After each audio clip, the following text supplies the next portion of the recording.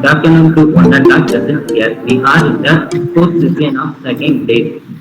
International webinar on recent trends in pure and applied mathematics. I invite Mr. R. Saktil for giving introductory address. Good afternoon to all. I am Saktil, Assistant Professor of Mathematics. I introduce the respected research person. Dr. Suresh M. HD is present working as a professor and the head of the Department of Mathematical and Computation Science, NIT Karnataka. He has a rich experience of 30 years teaching and 35 years research. He has guided about 10 PhD research scholars, 30 MTech, 70 MCA projects. He present and invited talk at 30 national and 25 international conference held in India and abroad. His administrative experience are worked as Dean Student Welfare from academic year 2016 to 2018, worked as Coordinator Center for Continuing Education and QIT Center NIT Karnataka in the year of 2014 to 2016, working as Head Department of Mathematical and Computation Science from the academic year 2009 to 2011, NIT Karnataka. Worked as Chief Warden, NIT Karnataka from 2001 to 9. Worked as Executive Editor, NIT Karnataka Newsletter. Thank you, sir. Now, dear Dr. Suresh M. HD will deliver speech.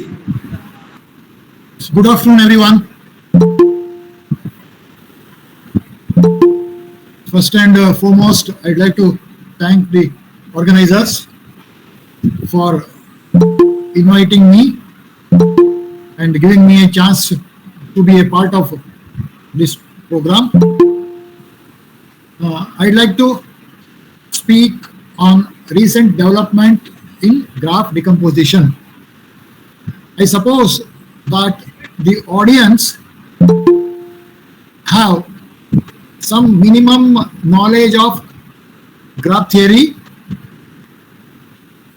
Wherever it is required, I will define.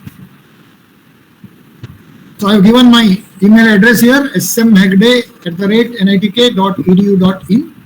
If anybody wants to know or any query, you can write to me. What is graph decomposition? See, those who have studied graph theory know a characterization of Eulerian graphs is the edge set of an Eulerian graph can be partitioned into disjoint cycles. Okay, but the problem here is disjoint cycles. One may be of length 5, one may be of length 6 or 3, like that. So we don't call this as graph decomposition. It is a characterization of Eulerian graphs. Then what is a graph decomposition? The study of graph decomposition problems for graphs and hypergraphs has a very long history, and going back to 200 years or so. That is because of the Euler's work on Latin squares. What is a Latin square? N cross n arrays filled with n symbols such that each symbol appears exactly once in every row and column. Okay. In 1782, Euler asked for which values of n there is a Latin square which can be decomposed into n disjoint transversals. Now, what is a transversal? A transversal is a collection of cells of the Latin square which do not share the same row, same column, or same symbol. So this problem has many equivalent forms. But I just take a small example of a Latin square. And in particular, one of the equivalent forms is graph decomposition problem. That is, graph decomposition problem is one of the equivalent forms of the Latin squares. The question posed by Euler. Look at this. This is an example of a Latin square. It has 4 symbols. Sir, Ah, excuse me, sir. yes, tell me. Sir, presentation screen is not visible, sir. Screen is not visible, huh? Please change the screen, sir. It's not Yes, sir. visible. Yes, sir, not visible. Oh, 1 minute then. Oh, you. Thank you, sir. 1 minute.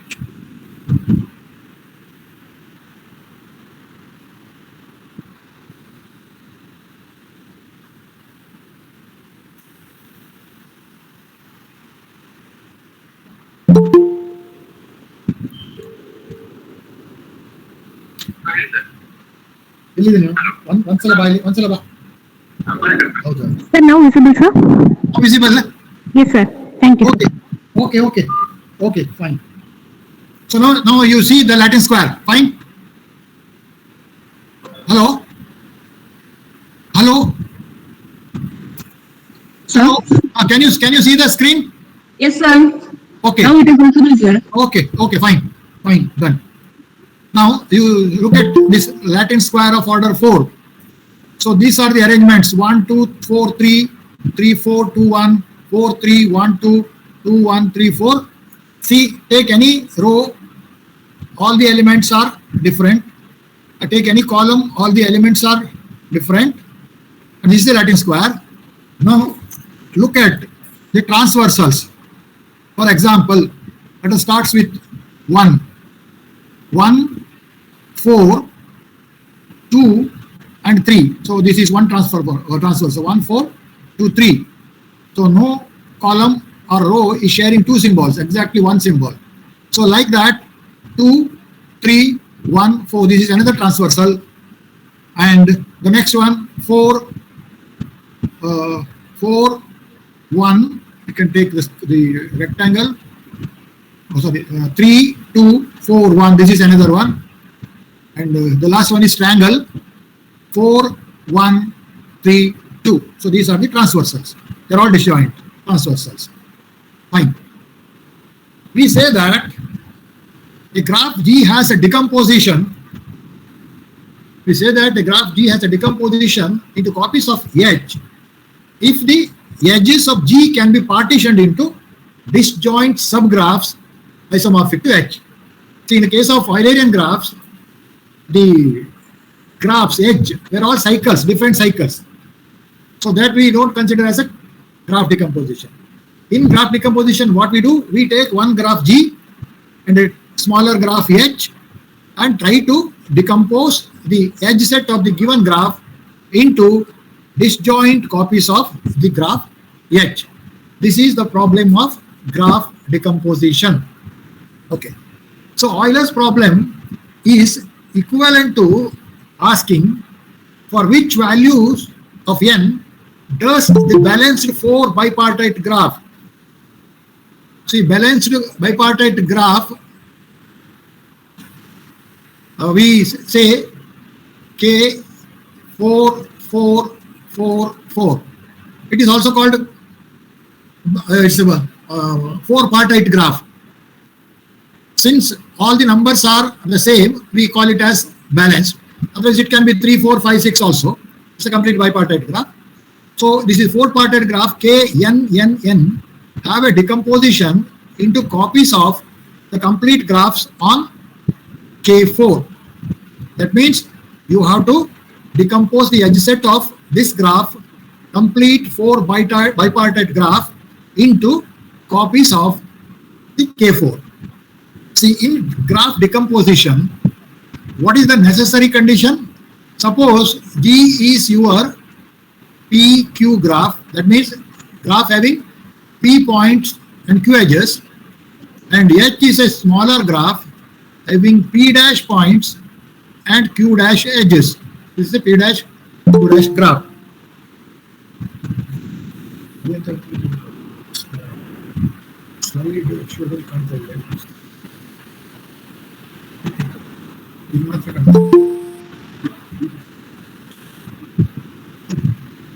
One minute, please. 1 minute. So now, can you see the screen? Yes, sir, it is visible. Now it's visible, no? Okay. Now the screen is visible or not? Screen is visible, sir. Okay, fine. Okay. So what we were doing? Graph decomposition. One minute. Okay. So G is a PQ graph and H is a P dash Q dash graph. Now what is the condition, necessary condition for decomposing G into copies of H? Anybody? What is the necessary condition? What is the necessary condition for the graph G to be decomposed into H? See, the necessary condition is P dash is a divisor of Q. Sorry, not P dash, Q dash. Q dash is a divisor of Q. Then only you can decompose the graph G into copies of H.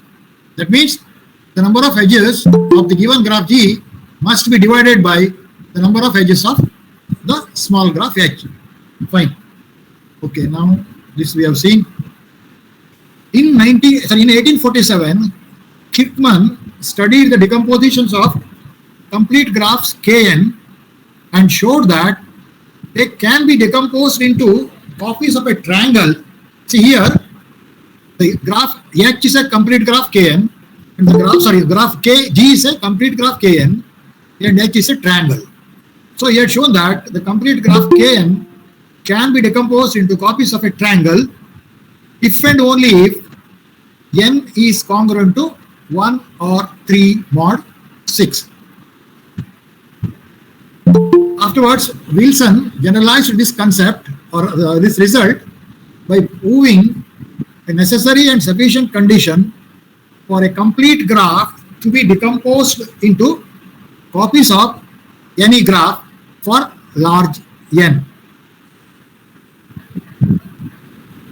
Over the years, graph and hypergraph decomposition problems have been extensively studied, and by now this has become a vast topic with many exciting results and open problems. Now let us see the decomposition of complete graphs into large trees.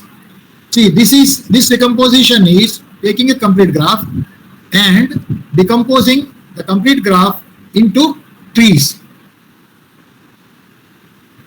By large, we mean that the size of the tree is comparable with the size of the complete graph.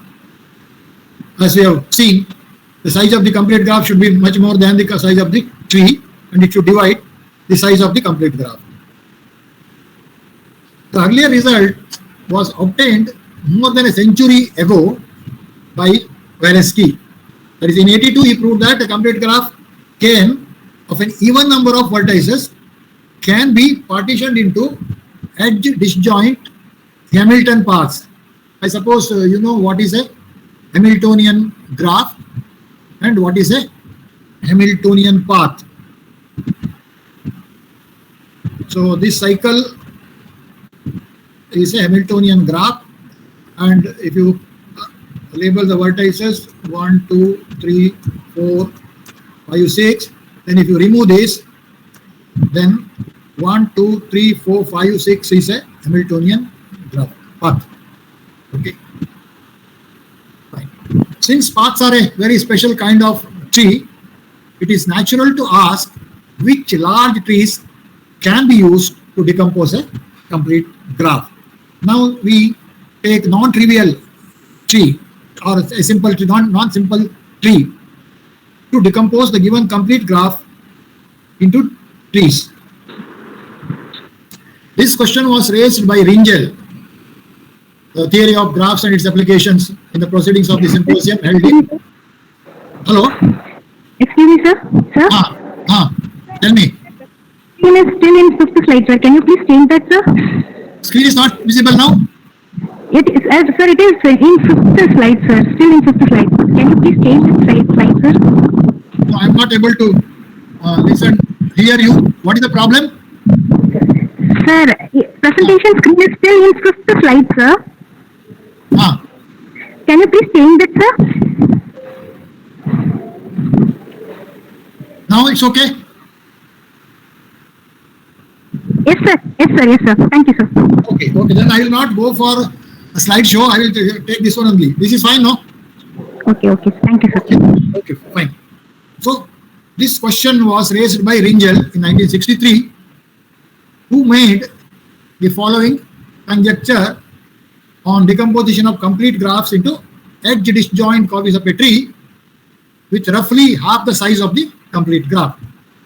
Now, what is Ringel's conjecture? The Ringel's conjecture says the complete graph K2n plus 1 can be decomposed into copies of any tree with n edges. Okay, what is the meaning of this? Okay, so let us take a complete graph.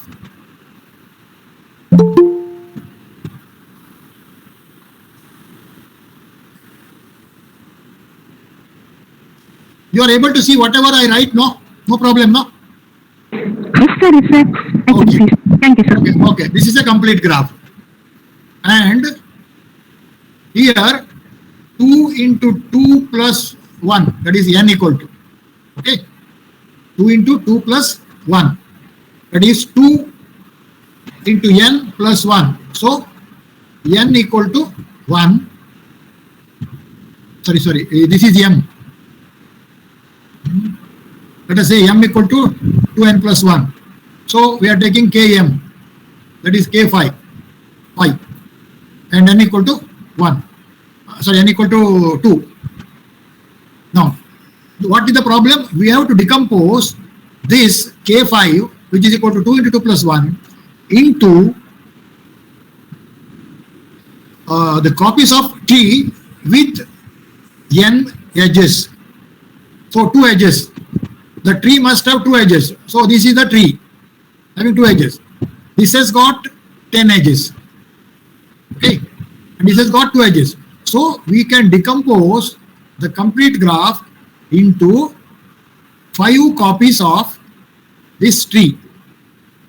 So this is the meaning of decomposition of complete graph into 2m plus 1, that is 5 copies of a tree having n edges, that is 2 edges. So this is how we have decomposed this complete graph into 5 copies. In general, this conjecture was stated by Ringel, that is complete graph 2n can be decomposed into copies of any tree with n edges. Ringel's conjecture is one of the oldest and best known open conjectures on graph decompositions. It has been established for many very special classes of trees, such as caterpillars. So what is a caterpillar?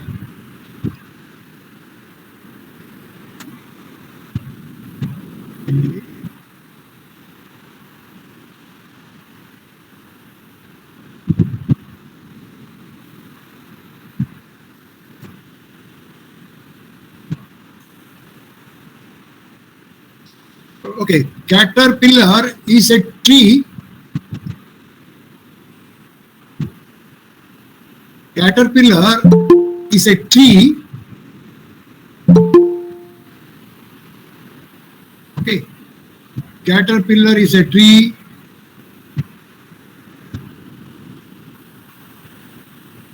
Deletion of whose endpoints results in a path. Okay. If you remove all these endpoints or points of degree 1, you will see that you have a path. And you might have seen real life caterpillar. Okay, so it has got so many legs. So they are called caterpillars. In graph theoretic sense, caterpillar is a tree. Deletion of whose endpoints results in a path. So this 1, 2, 3, this constitute a path. Okay. So it has been established for the caterpillars, then tree with 4 leaves. That means tree having 4 vertices of degree 1. Firecrackers, diameter 5 trees, symmetrical trees, trees with 35 vertices, and olive trees, etc. So anyway, let us not explain or let us not discuss about what are these. If you are interested, you can go through the reference. Now, there have also been some partial general results in the direction of Ringel's conjecture. In particular, Jose et al. Have proved that Ringel's conjecture is true for very large bounded degree trees. Okay, this is also another type of trees. The degrees are bounded by. Next, Ferber and Samoji have obtained an almost perfect packing of almost spanning trees with maximum degree of order of n by log n. See, some people also called this decomposition as packing. Okay, packing of the complete graph. That is, you are making small pieces of complete graphs and they call it as packing. Fine. So they have proved that the trees with maximum degree order of n log n, thus giving an approximate version of Ringel's conjecture for trees with maximum degree order of n log n. A different proof of this was established by Adams, Allen et al. And they have used the concept of graph labelings. What is graph labelings? To tackle Ringel's conjecture, the above mentioned papers have developed many powerful techniques based on the application of probabilistic methods and Zemeradi's regularity lemma. But yet, despite the variety of these techniques, they all have the same limitation. What is that limitation? They require that the maximum degree of the tree should be much smaller than n. Okay. So what the lemma says, for every epsilon greater than 0 and a positive integer m, there exists an integer m such that if G is a graph with at least m vertices, then there exists an integer k in the range of between m and capital M and that is sigma regular, or sorry, epsilon regular partition of the vertex set of the graph into k sets. Let us not bother about this. Next, to tackle Ringel's conjecture, Rosa introduced various types of graph labelings. So here we discuss about graph labelings, and then we see how graph labelings are used to prove Ringel's conjecture and what is the recent development on that. Because this conjecture was posted in 1963. Okay. Now, given a graph with V vertices and E edges, where with edge set E and vertex set E, and cardinality of V and E can be denoted as cardinality of E may be P and N is E is N. That means we are taking a graph with N edges and defining a mapping phi from this vertex set to N, and we have certain conditions to be imposed. Okay. What the mapping should satisfy? So the mapping should satisfy that the vertex values are taken from the set 0, 1, 2 to n. That is, you have to take the numbers from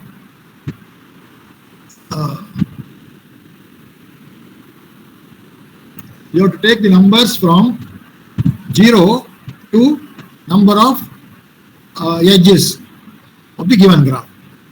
Okay. Next, if you can relax the condition of n to 2n. That is, in some cases, you can go from n to 2n. Now, what the edge values satisfy is that the edge values must form the set 1, 2 to n. Okay, means here these numbers are distinct as well as there are n numbers. That means all the edges must receive distinct numbers. That means there should not be any hole. That means some number cannot be missed, or there should not be any redundancy. That means the numbers cannot be repeated. Okay. Next condition, the edge values must form certain set using certain condition. Here we will see what are those conditions in detail. And the condition E is that if you are able to assign these numbers and you are able to assign these numbers on the edges, then you should be able to partition the vertex set into two sets, that is V into, such that all the numbers in the set are less than or equal to x, and all the numbers in the set are greater than x.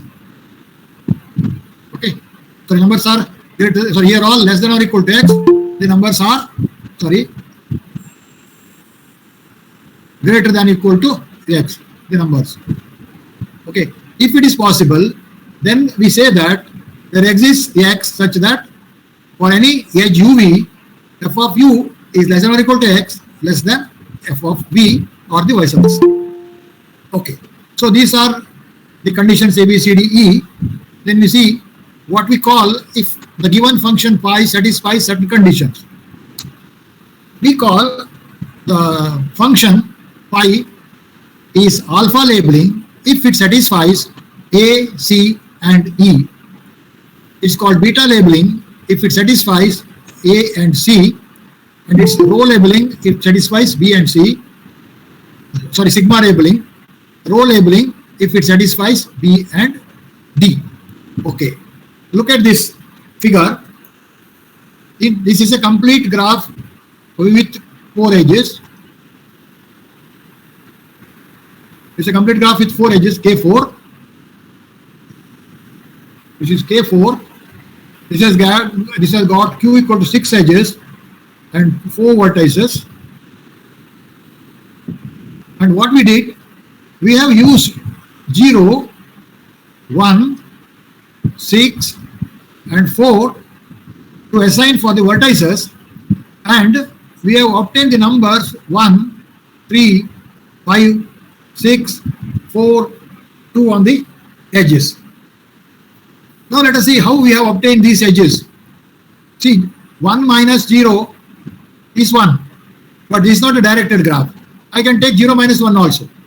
And I have taken 0 minus 1 and but written as 1. That means we are taking the absolute value of two numbers. Okay. That is how 0, 6, we have written 6, 4, 2, 6, 4, 6 as 2, 1, 3, 3, etc. Now we have used this set 0, 1, 2 to 6 for assigning to the points. Now we have obtained the edge numbers using a rule called absolute difference. And we see that the edge numbers are 1, 2, 3, 4, 5, 6. That means we have taken a set, we have defined an operation, and here we have defined a condition. Okay. So here we say that this is a graceful labeling because the vertex values goes from 0, 1, 2 to 6, which is the number of edges, and the edge values goes from 1, 2 to 6, that is 1, 2 to number of edges, and we have taken the absolute difference. Look at this figure. Here also we have taken the numbers from 1, 2, 3, 4, 5, 6, 7, that is there are 7 vertices, and 1, 2, 3, 4, 5, 6, 8 vertices, and 7 edges. And we have assigned these 8 numbers to the 8 vertices, and using the absolute difference obtain these 7 values which are all distinct on the edges. Now you see that, look at this partition, the maximum number is 2. Look at this partition, the minimum number is 3. That means all the numbers, take x equal to 2, all the numbers here are less than or equal to x, and all the numbers here are greater than x. So this graph is a graceful graph, or it has got beta valuation or beta labeling. And this graph is, in addition to that, it is alpha labeling. Okay. Remember these 3 constraints. So what we can say is that most interesting graph labeling problems have 3 ingredients. They are, first one, a set of numbers S from which the labels are chosen. Second one, a rule that assigns a value to each edge. And the third condition is a condition that these values must satisfy. This is an important, or these are 3 important gradients or interesting gradients in graph labeling problems. Now let us see how the graph labeling is used to decompose the complete graphs. A lot of work on Inger's conjecture has used graceful labeling approach. Okay. In 1967, Rosa conjectured that every tree has a graceful labeling, and after 50 plus years, it is still an open problem. Very few results on graceful tree conjecture has been proved. Okay.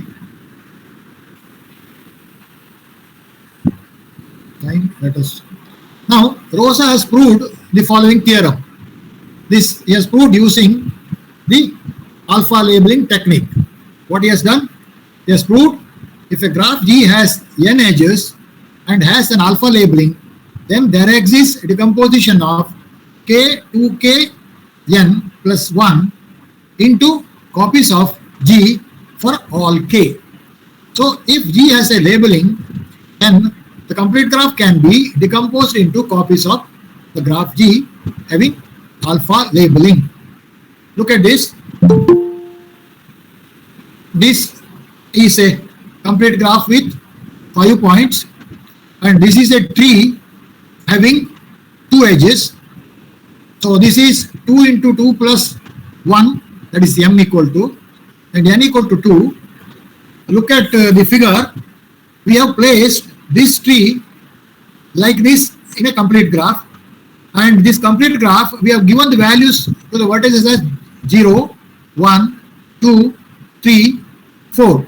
So I have placed this graph on this point, and see that this graph will have the values 0, 1, 2. So if you take the absolute difference 1, 2, so this is a alpha valuable tree. Similarly, come to this point, place the same one, and see that this is again a alpha labeled tree. Come to the third one, fourth one, fifth one, like that. Is cyclically we decompose the complete graph into copies of a tree having n edges, cyclically decomposing it. Okay. Next, let us see what is the row labeling. Suppose G has m edges, a function f is called a row labeling if f is an injection from the vertex set into 0, 1, 2, 2, etc. 2 power number of edges. Okay. Earlier we have seen you can take the maximum number either to n or it is 2 times n. Okay. Here the vertex values can be taken from 0, 1, 2 to 2m, and the induced edge labeling on the edges is defined by the values of the edge uv is the absolute difference of the numbers assigned to its endpoints, provided the value is less than or equal to m, number of edges. Since you have taken up to 2m, it is always not possible to have this. Now, suppose the number f of u minus f of v absolute is greater than m. In that case, how you generate the values of the edge? The edge value is generated by 2 times m plus 1 minus whatever the value you have obtained on that edge using this function. Okay. This is called row labeling. If the graph satisfies such a labeling, then it's called a row labeling. Let us have an example. This is a complete graph. To give the row labeling, we can take the numbers from 1 to 20, and you see that we have assigned only 5 numbers: 0, 15, 13, 3, and 20. Now let us see how we assign the numbers. If you look at this edge, the edge has 2 numbers, 0 and 15. If you take the absolute difference, it is 15. Here we have only 10 edges, so number 15 cannot be there on the edges. Now by definition, we have 10 edges here, that is m is 10, and 2m plus 1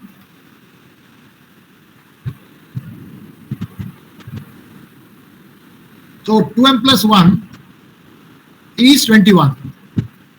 Therefore, since this edge, this number f of u, that is 15 minus 0 is equal to 15, which is greater than 10, which is m, we have to take this edge value as, that is 2m plus 1 minus 15. That is 21 minus 15, which is equal to 6.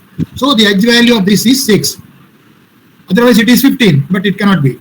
Now 15 minus 13, it is 2. We will retain this. Here we have not retained this, we have retained this.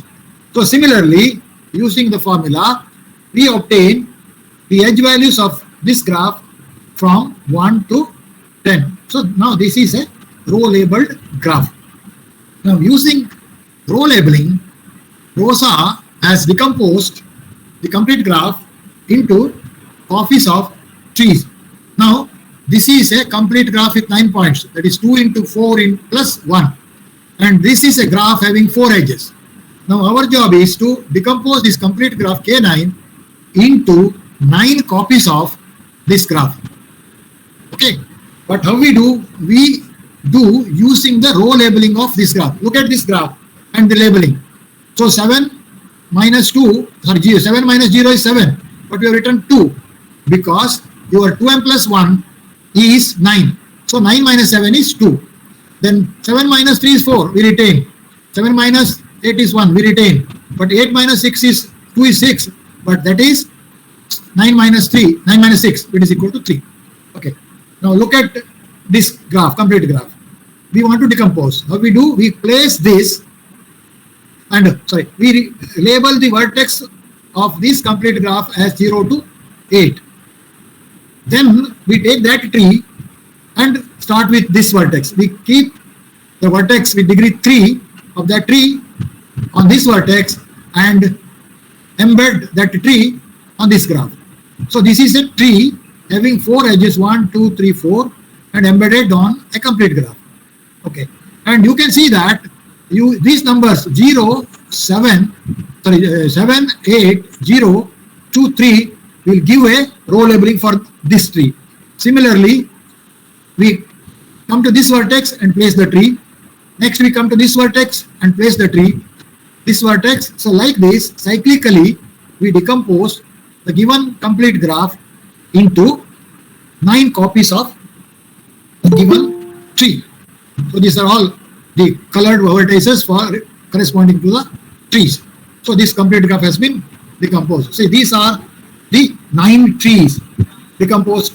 The complete graph K9 having 36 edges into 9 graphs, each having 4 edges. And recently, a paper uploaded in Archive claims that the Ringel's conjecture is proved for very large trees. So this is the reference. It is there in the archive. Interested people can go through the paper. You can download it. It's free of cost. Let us just see the outline proof of the Ringel's conjecture given by these people. See, we have seen what is a row labeling. Here they are using the concept of row labelings using the language of rainbow subgraphs.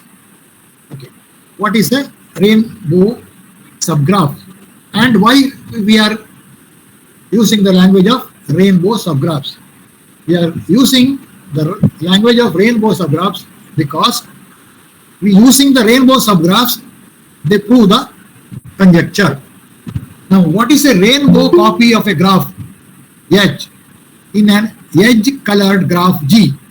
See, here onwards, we will be dealing with edge coloring of the graphs. So far, we have used the labeling. Now, we are using the edge coloring of the graphs. That means you have to give colors to the different colors to the edges of the given graph. Now, what is a rainbow copy of a graph in an edge-colored graph G? So G is a bigger graph and H is a smaller graph. So what is rainbow copy? Subgraph of the graph G isomorphic to H whose edges have different colors. Okay. Rainbow subgraphs are very important because many problems in combinatorics can be rephrased as problems asking for rainbow colorings or rainbow subgraphs. For example, the problem of Euler on Latin squares mentioned above is also a problem of rainbow subgraphs. Okay, fine. Ringel's conjecture is implied by the existence of a rainbow copy of every n-edge tree in the following edge coloring of the complete graph with 2n+1 points. So our job is to decompose the complete graph k2n+1 into 2n+1 copies of the n-edge tree. Okay. Now we call this type of coloring as near distance or ND coloring. So what we do, we give the complete graph a type of coloring called near distance coloring, and we want the rainbow subgraphs of this complete graph using the near distance coloring. That means we take the rainbow copies, rainbow subgraphs of the complete graph using the ND coloring of the given complete graph. Okay, so what do you mean by ND coloring? Let 0, 1, 2, 2, etc. 2 times n be the vertex set of the complete graph k2n+1. Now color the edge ij, because this is edge coloring.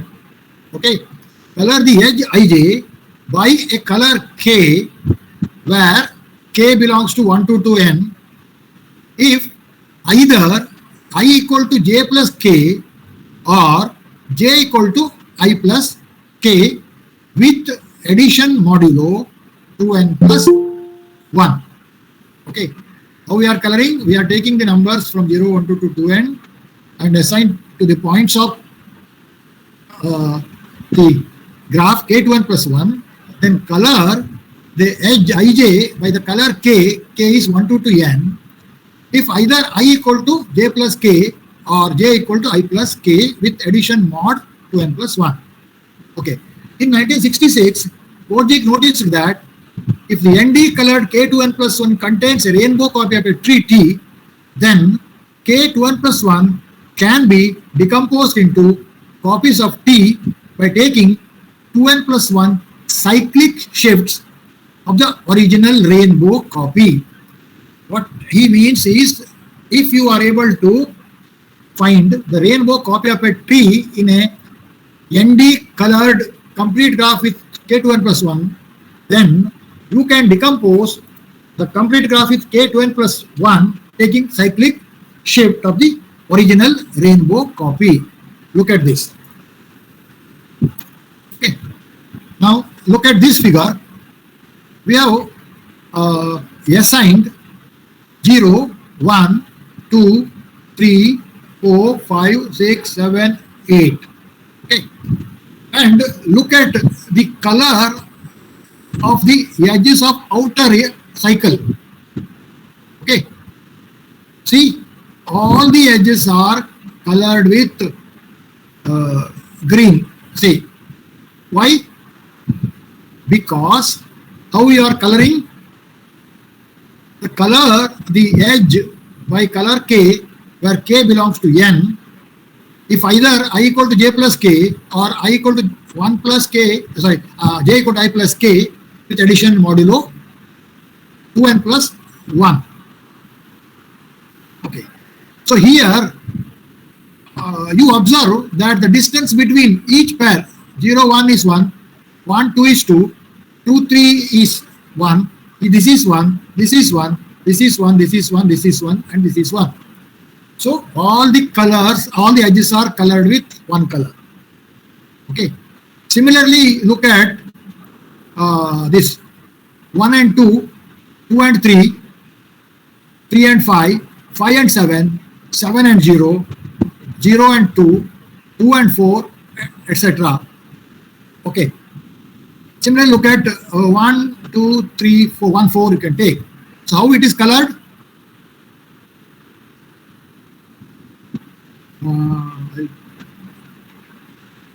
Sorry.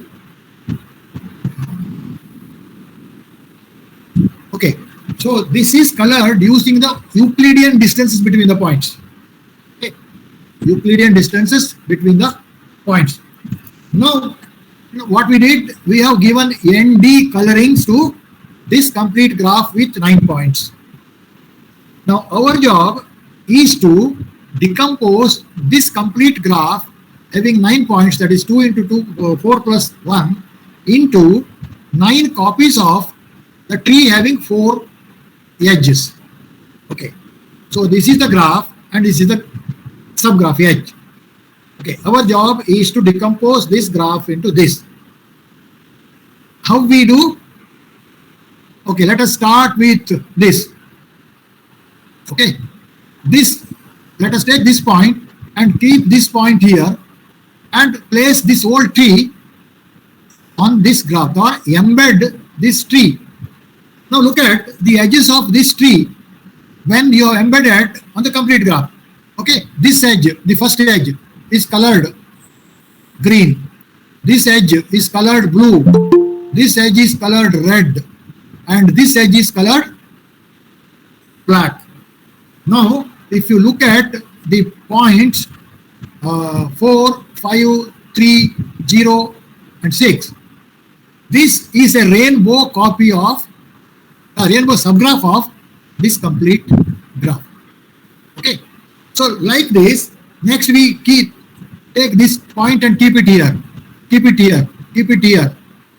Okay, so like this, we decompose the complete graph K9 into 9 copies of the tree T having 4 edges. Okay, so this is what we this is what they do in proving the Ringel's conjecture that every graph can be, sorry, not every graph, complete graph with K2n plus 1 can be decomposed into 2n plus 1 copies of a tree having n edges. So this is the recent development in graph decomposition problems. The paper is yet to be published. It is still a reprint, but it has been accepted that the Ringel's conjecture is proved for large class of trees. The paper has about 37 pages. Okay, anyhow, they have used so many other concepts while proving it, but the idea is decomposing the complete graph into the trees using ND colorings and the rainbow subgraphs of the given graph. So with this, I thank you all once again for your patient hearing, and if you have any query regarding or questions, you can ask. Otherwise, if you are interested to know much or more about this and the paper, you please write to me. I will send a copy of the paper, original paper to you. If you are interested, you can work out and try to use these techniques in your research problems.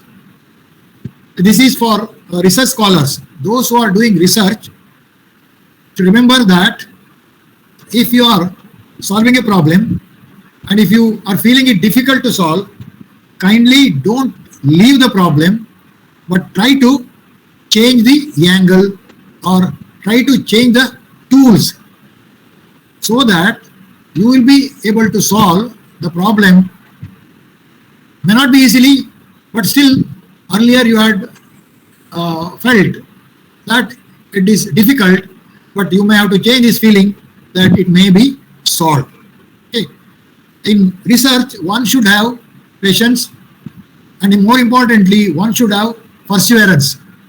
Always pursue the problems.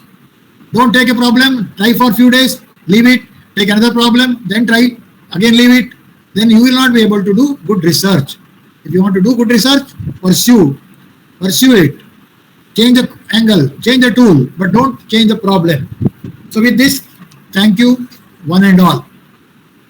Thank you, sir.